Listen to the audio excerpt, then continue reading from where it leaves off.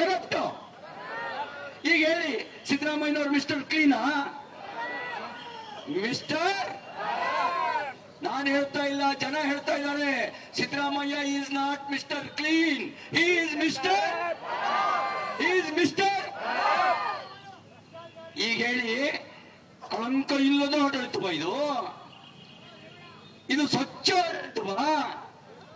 ಸ್ವಚ್ಛ ಆಡಳಿತ ಅಂದ್ರೆ ಇದು ಕಳಂಕ ಇಲ್ಲದ ಆಡಳಿತನ?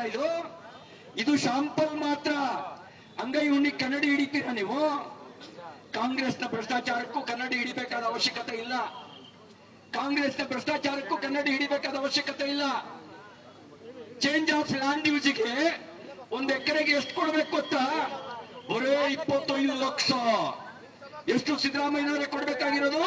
ಬರೇ 25 ಲಕ್ಷ. ಎಲ್ಲಿಗೆ ಹೋಗುತ್ತೆ?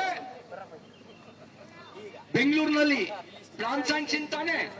ಯಾರ್ಯಾರಪ್ಪ ರಿಯಲ್ ಎಸ್ಟೇಟ್ ರಾಮಮೂರ್ತಿ, ಬೆಂಗಳೂರಿನಲ್ಲಿ ಪ್ಲಾನ್ ಸ್ಯಾಂಕ್ಷನ್ಗೆ 1 ಅಡಿಗೆ ಎಷ್ಟಪ್ಪ ಕೊಡ್ಬೇಕು ಲಂಚ? 1 ಅಡಿಗೆ 100 ರೂಪಾಯಿ. ಇದು GST ಅಲ್ಲ, ಇದು ಕನಕಪುರ ಸ್ಪೆಷಲ್ ಟ್ಯಾಕ್ಸ್. ಯಾವ ಟ್ಯಾಕ್ಸು?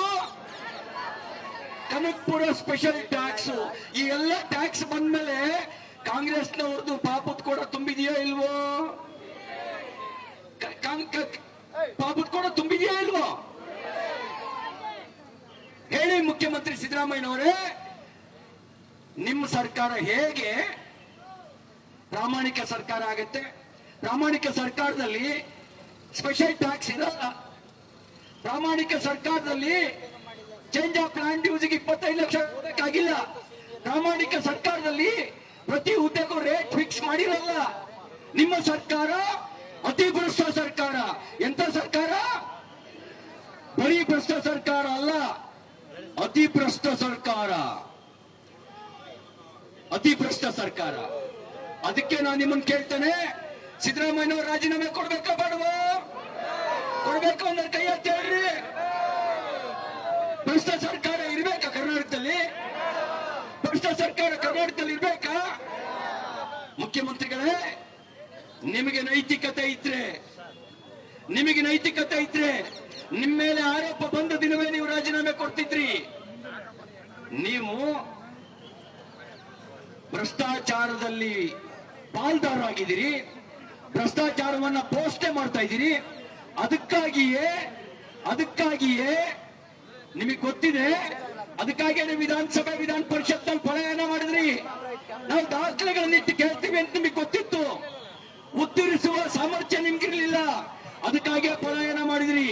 ಈಗ ಭ್ರಷ್ಟಾಚಾರದ ಸಮರ್ಥನೆಗೆ ಸಭೆ ಮಾಡ್ತಾ ಇದ್ದೀರಿ.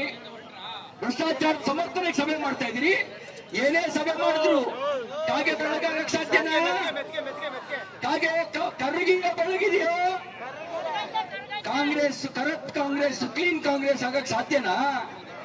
ಕಾಂಗ್ರೆಸ್ ಏನಿದ್ರು ಕರಪ್ಟ್ ಕಾಂಗ್ರೆಸ್, ಕ್ಲೀನ್ ಕಾಂಗ್ರೆಸ್ ಆಗಕ್ಕೆ ಸಾಧ್ಯ ಇಲ್ಲ. ಕಾಗೆ ಹೇಗೆ ಬೆಳ್ಳಗಿರಲ್ವೋ ಹಾಗೆ ಕಾಂಗ್ರೆಸ್ ಕೂಡ ಸ್ವಚ್ಛವಾಗಿರೋದ ಪಾರ್ಟಿ ಅಲ್ಲ. ಅದೇನಿದ್ರು ಭ್ರಷ್ಟ ಪಾರ್ಟಿ. ಎಂತ ಪಾರ್ಟಿ? ಭ್ರಷ್ಟ ಪಾರ್ಟಿ. ಅದಕ್ಕೆ ಮಾನ್ಯ ಮುಖ್ಯಮಂತ್ರಿಗಳೇ, your administration is not clean administration. Your administration one of the corrupt government corrupt governance. ಅದಕ್ಕಾಗಿ ನಿಮಗಿರೋದು ಒಂದೇ ಒಂದು ದಾರಿ.